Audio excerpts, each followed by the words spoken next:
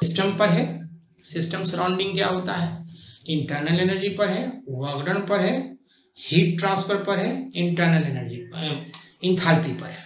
ठीक है, अब इसमें क्या है ना कि जैसे फर्स्ट लॉ ऑफ थर्मोडायनामिक्स जो है सो थोड़ा सा इसमें भी मजेदार बात है। मजेदार बात क्या है कि फर्स्ट लॉ ऑफ थर्मोडायनामिक्स आपकी किताब में जितना भी दिया हुआ है सब एक तरह से समझो कि डिराइव्ड फॉर्म है। इवन जो भी अच्छी किताब जिसको आप बोलते हो, क्योंकि मैं जो फर्स्ट लॉ ऑफ थर्मोडायनामिक्स पढ़ा रहा हूँ आप थोड़ा सा गौर से देखना, ठीक ना।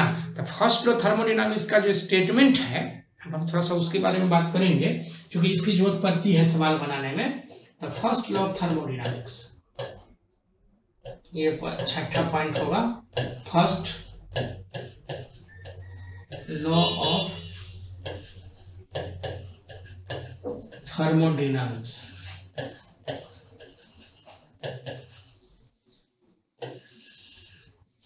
ये है एनर्जी कंजर्वेशन, ये तो सब जानता है। It is based on the energy conservation, energy conservation, conservation. ठीक है, दूसरा ये स्टेट्स क्या करता है, it states that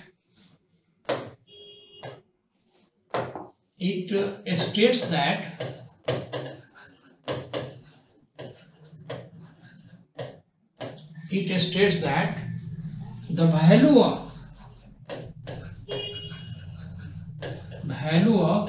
total heat transfer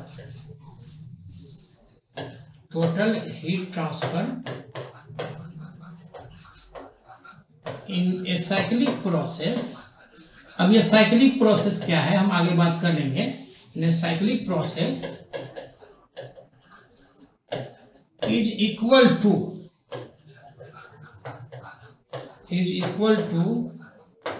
the total heat transfer,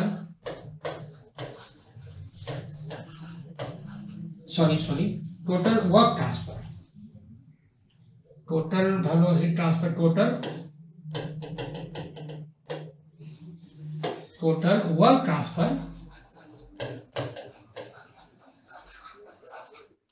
transfer in a cyclic process.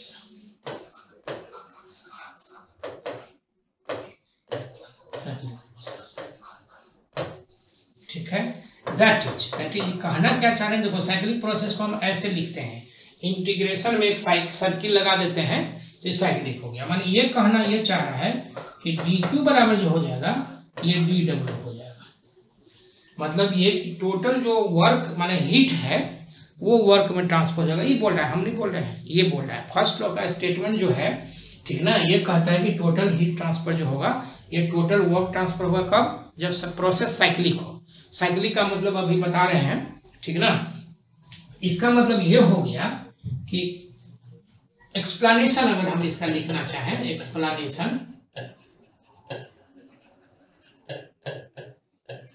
Explanation तो from first law of thermodynamics,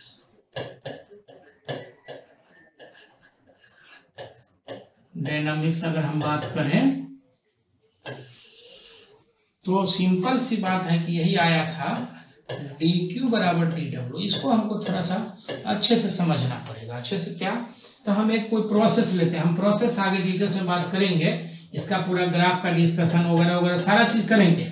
मतलब ये इसलिए करना होगा, लेकिन इतना करने के बाद ये 100% गारंटी है कि एक सवाल पूछता है और वो बनेगा 100%, इसमें नो डाउट। जैसे पीवी डायग्राम अगर ड्रॉ कर लें, मान लेते हैं कि ये कोई साइक्लिक प्रोसेस है, सपोज करो कि कुछ ऐसा है। साइक्लिक का ऐसे बेसिक मतलब ये हो गया, ए से चला बी सी डी, मान ए बी सी डी एक साइक्लिक प्रोसेस है। जहां से शुरू होता है साइक्लिक का मतलब वहीं खत्म हो जाता है।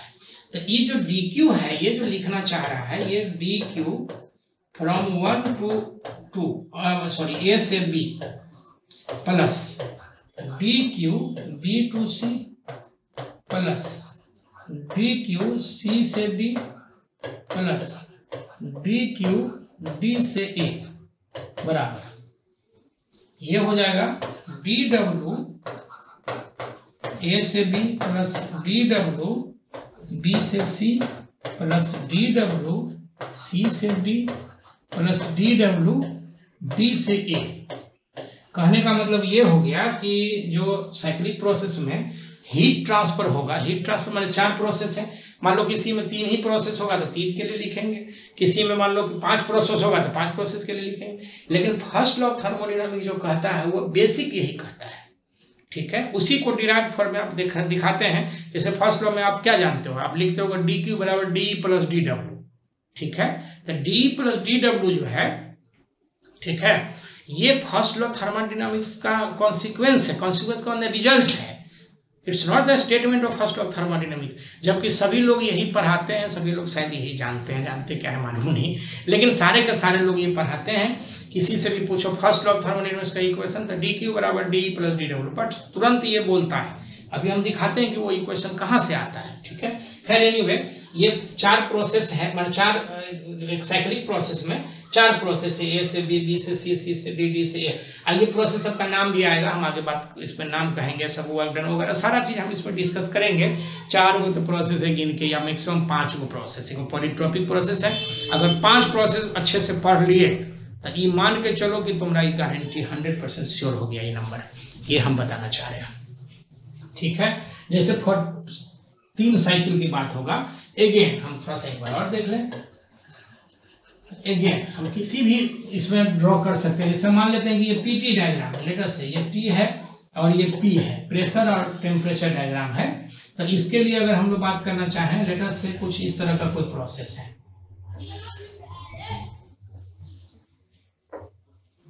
अगर हम बात करना चाहें,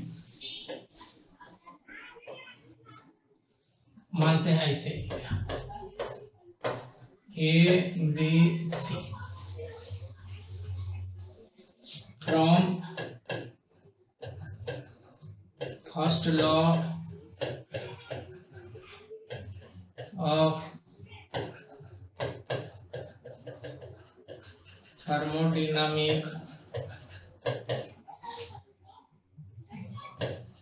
थर्मोडायनामिक्स। तो ये जो था so delta Q D Q delta D W, ठीक है। इसको इस फिगर के लिए हम लोग बात करेंगे तो हम लिखेंगे डी क्यू ए से B plus D Q B से C plus D Q C से A, and this is equal to D W A से B plus D W B से C plus D W C से A. यानी thermodynamics का first law का इतना मतलब है, ठीक है। अगर हम फिर आगे बात करना, इसी को थोड़ा सा एक्सटेंशन पार्ट का है तो लिखते हैं extension of first law.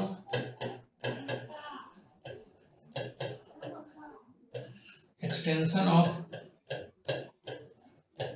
First law. अब फर्स्ट लॉ का मतलब हो गया थर्मोडायनामिक्स ऑलरेडी हो गया।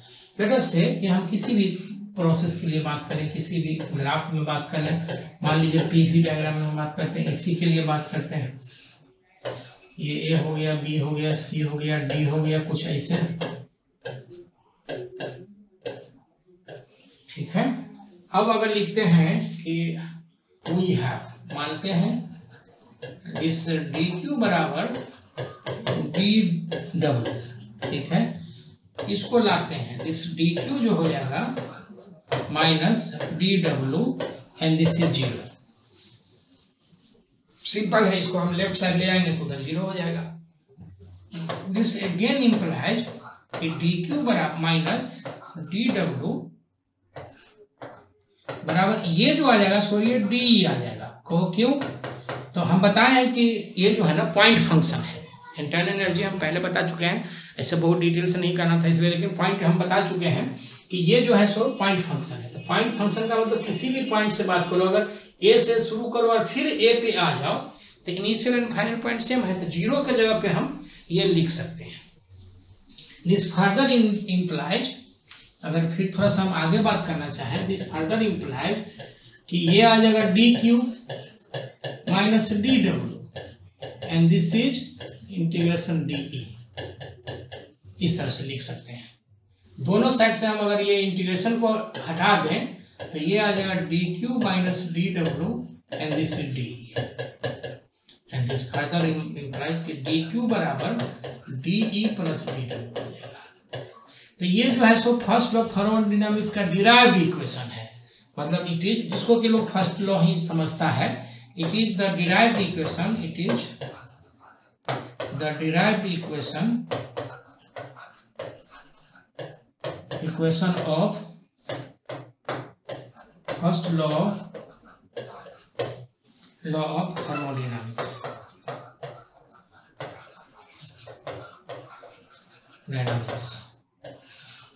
क्लियर? अब यह है कि अगर इसी को फिर हम साइक्लिक के लिए बात करें तो फिर पिछला इक्वेशन आ जाएगा। जैसे हम अगर अगला बात करते हैं अगेन और साइक्लिक प्रोसेस अगर लिखेंगे तो ये हो जाएगा दिस डी क्यू बराबर D E plus D W. कहने की जरूरत नहीं है कि इंटीग्रेशन डी ई बराबर 0 फॉर साइक्लिक प्रोसेस। इसका मतलब ये हो गया, this implies again D Q integration D W. अब है कि जो इक्वेशन लिखे हैं उसका यूज क्या है? Uses of the equation D Q बराबर D E plus D W. इसके लिए हम लोग लिखते हैं, स्टार्ट करके हम बताना चाह रहे हैं कि this equation remains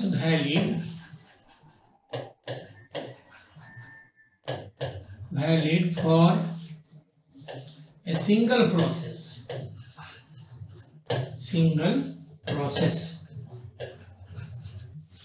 as well as, obvious है कि as well as किसी के लिए भी हम लोग यूज कर सकते हैं। मतलब ये सिंगल, जैसे एग्जांपल के तौर पे हम लिखना चाहें, हम क्या कहना चाह रहे हैं कि as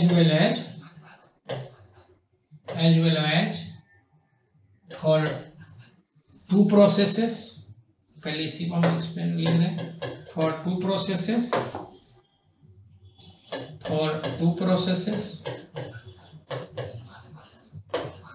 और for साइक्लिक प्रोसेस, किसी के लिए भी हम लोग यूज कर सकते हैं ये साइक्लिक प्रोसेस और साइक्लिक प्रोसेसेस। जैसे एग्जांपल के तौर पे हम अगर इसको लिखना चाहें तो फॉर सिंगल प्रोसेस कैसे लिखते हैं, टू प्रोसेस के लिए कैसे लिखते हैं और साइक्लिक के लिए कैसे लिखते हैं, ठीक है ना। तो मान लेते हैं कि कोई एक प्रोसेस ऐसे है, this is from A to B, ऐसे लिखा हुआ है, ठीक है। तो हम लिखते हैं डी क्यू और फिगर शॉन, जो फिगर है डी क्यू ए से बी बराबर डी ई ए से B plus D W A से बी। थोड़ा और अच्छे से लिखना चाहें हम ऐसे भी लिख सकते हैं कि Q B minus Q A बराबर E B minus E A plus W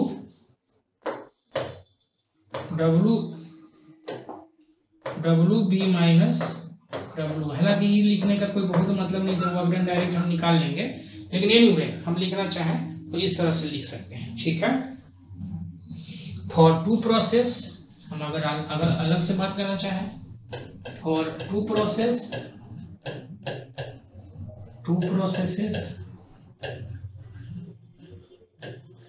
अगर टू प्रोसेसेस के लिए बात करेंगे तो जरा सा देखो इसमें हम कैसे क्या करते हैं। ये हो गया पी भी, और मान लो कि ये ऐसे है और ये एक प्रोसेस ऐसे लिया है, this is A B C मान लेते हैं, ये सी है, ठीक है। तो हम इसके लिए लिखते हैं, हमारे पास जो इक्वेशन है डी क्यू बराबर डी प्लस डी डब्ल्यू, यही था। इसको जो लिखेंगे तो ये हम लिखेंगे डी क्यू ए से B plus D Q B से C, this is D E A से B plus D E B से C plus D W A से B plus D W B से सी,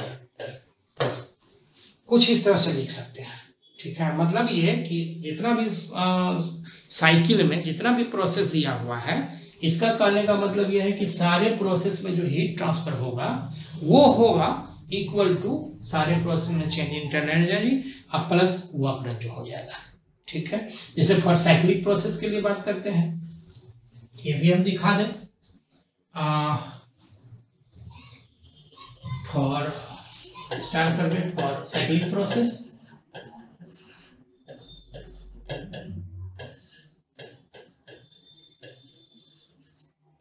साइक्लिक प्रोसेस हम तीन ही process लेके बात कर लेते हैं, ठीक ना। बात एक ही है, 4 में लिखो 3 में लिखो कोई फर्क नहीं पड़ता। हम इस तरह से यूं एक साइकिल बनाते हैं ए बी सी, कुछ ऐसा। हमारे पास जो इक्वेशन था ये था डी क्यू बराबर D E plus D to.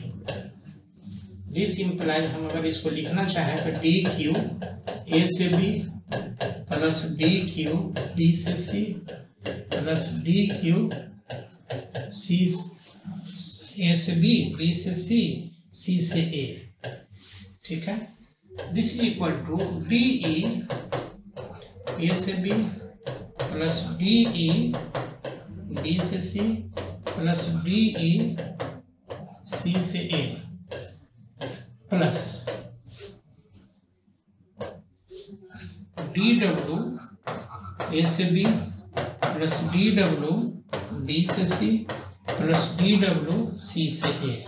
मतलब कहने का सेंस ये हो गया, ठीक ना, कि ये पूरा का पूरा हम लोग साइक्लिक प्रोसेस में भी लगा सकते हैं। अब ये अलग बात है कि साइक्लिक प्रोसेस में ये पूरा का पूरा 0 हो जाएगा, तो फिर पहले वाला आ गया, नो डाउट, ठीक है ना। हम लिखना चाहें जैसे इसको, हम अगर थोड़ा सा और अच्छे से लिखना चाहें तो हम ऐसे, थोड़ा लंबा हो जाएगा, छोड़ो ना, समझ लो, ठीक है ना, कि जैसे Q B minus Q A, उसी तरह से लिखेंगे E B minus E A, E C minus E B, E A minus E C, cancel हो जाएगा, ये बाकी का बाकी जैसे रहेगा, फिर उसी तरह का प्रोसेस आ जाएगा। तो हम समझते हैं कि यहाँ तक कोई दिक्कत नहीं है। तो ये हो गया तुम्हारा, ठीक ना, कि थर्मोडायनामिक्स का फर्स्ट लॉ क्या है ये। अब है कि इसको थोड़ा सा हम और इक्वेशन को सही कर सकते हैं, रिलेशंस बिटवीन हीट ट्रांसफर, ठीक है ना, चूंकि कई बार ऐसा होता है कि जो हीट ट्रांसफर होगा वो इंथैल्पी के बराबर भी हो जाता है, ठीक है। तो हम थोड़ा सा देखते हैं कि सीपी रिलेशंस क्या आता है। ये हो गया छठा 7वां पॉइंट हो गया,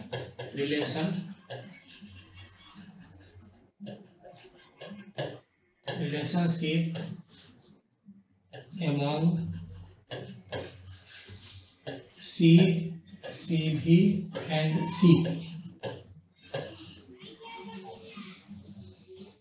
ये चीज क्लियर है, वी हैव, हम लिखेंगे, ठीक है, सी डी क्यू बराबर D E plus D W. D Q का मतलब हो जाएगा this is N C D T बराबर N C P D T plus P D V, sorry इसमें जो आ जाएगा दिस इज सी बी आ जाएगा, N C P D T plus P D V. अच्छा, क्योंकि गैसियस सिस्टम के लिए हम बात कर रहे हैं इसलिए आइडियल गैस इक्वेशन हमेशा वैलिड रहेगा।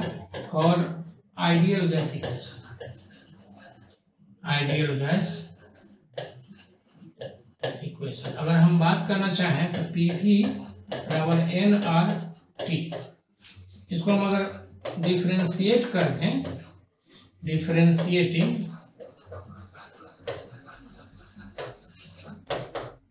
डिफरेंशिएटिंग लिखें तो P D V plus V D T बराबर एन आर डी। हम लिखते हैं फॉर पी कांस्टेंट के लिए अगर हम यूज कर दें थोड़ा देर के लिए तो ये हो जाएगा पी डी भी बराबर एन आर डी टी।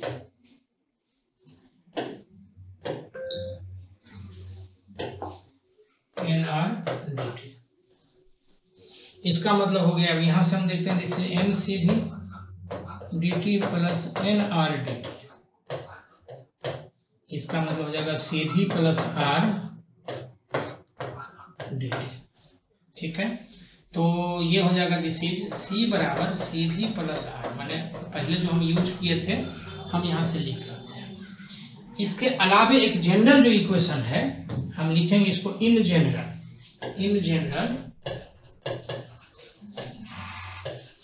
इन जनरल जो रिलेशन आया था ये था डी क्यू बराबर D E plus D W.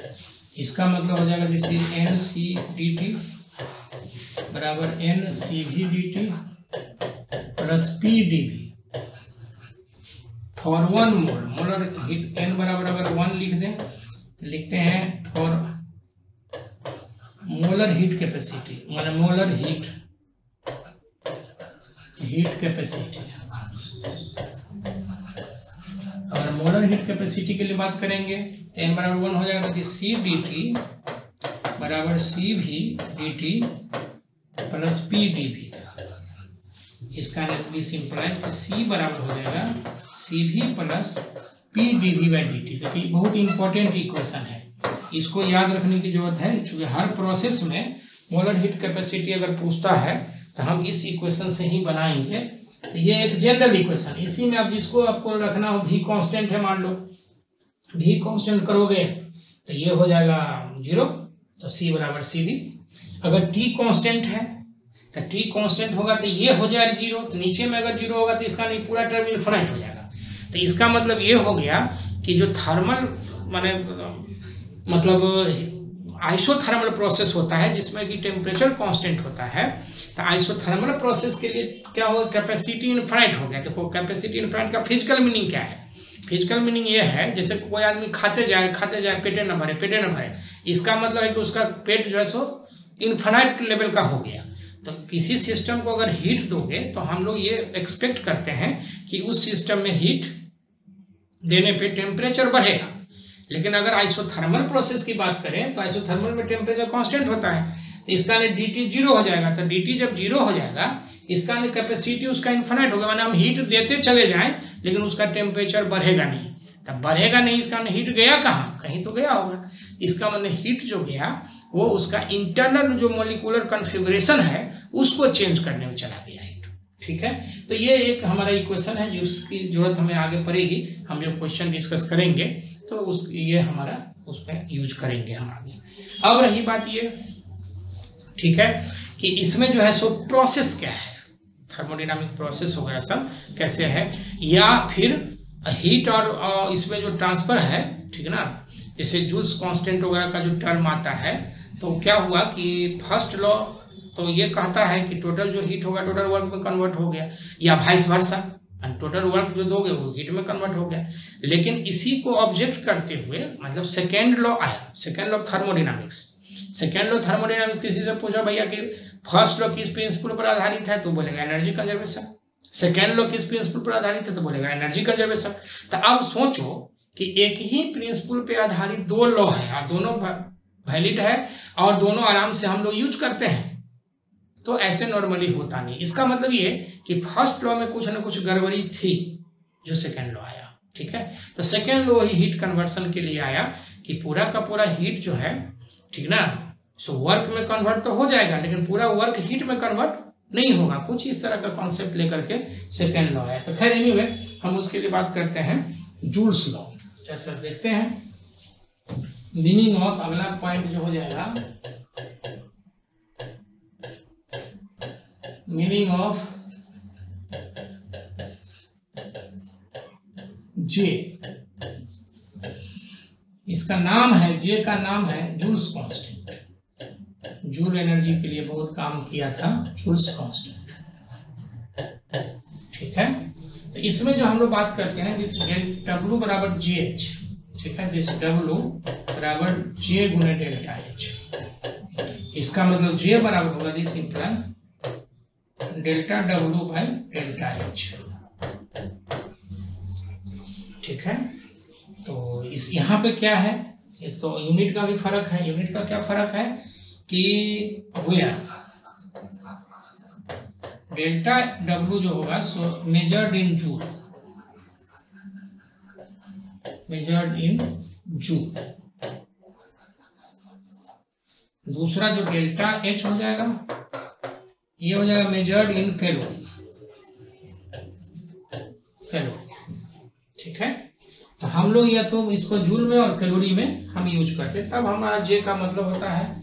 इसका मतलब ये हो गया, हम बात करेंगे तो लिखेंगे यहाँ पे, इसे यहीं पे लिख देते हैं। इसका J का जो यूनिट होगा तो ये हो जाएगा जूल पर कैलोरी, जूल पर कैलोरी। अगर इसका एक्सपेरिमेंट से हम लोग जो जूल्स ने क्या किया कि एक एक्सपेरिमेंट किया जिसमें J का वैल्यू इवेलुएट किया, तो ये आता है दिस इज 4.27 या 4.18 भी बोलता है, 27 जूल पर कैलोरी। ठीक है, हम इसे J कैसे निकालते हैं, तो इसमें लिखेंगे अगेन J बराबर जो है सो W बाय H। लिखते हैं इसको heat transfer in joule by heat transfer in calorie, heat transfer in calorie, calorie. ठीक है, कुछ इस तरह से हम लोग इसको मेजर करते हैं। ठीक है, तो J का वैल्यू अगर कहीं पे इस तरह से दिया हुआ कि हीट ट्रांसफर जूल में इतना है, टोटल हीट ट्रांसफर, और कैलोरी में इतना है, तो हम लोग इस तरह से, दोनों हीट ट्रांसफर है, हालांकि लिखा हुआ है वर्क W, लेकिन W जो है सो हीट ट्रांसफर के बराबर हो सकता है जब इंटरनल एनर्जी चेंज 0 हो जाएगा। तो जो भी हीट हम दिए अगर इंटरनल एनर्जी में चेंज नहीं हुआ, इसका मतलब हीट ट्रांसफर जो है सो वर्क डन में कर दिया कन्वर्ट, या अगर कहीं वर्क नहीं हुआ तो जो हीट ट्रांसफर हुआ वो इंटरनल एनर्जी में चेंज कर दिया। तो वो हम प्रोसेस से क्लियर करेंगे। हमारा करने का मतलब ये कि यहाँ तक जो है सो ये हल्का फुल्का इंट्रोडक्शन है। ठीक है, अगर बाय द वे कोई पॉइंट और इसमें होगा तो हम लोग जब सवाल बनाते रहेंगे उसमें हम लोग डिस्कस कर लेंगे। ठीक है, इसमें जो है सो एक पॉइंट और है, ग्राफ्स। ग्राफ्स के लिए क्या बात है इसमें, इसको हम लोग थर्मोडायनामिक्स ग्राफ बोलते हैं। पॉइंट होगा ग्राफ्स और थर्मोडायनामिक्स ग्राफ, थर्मोडायनामिक।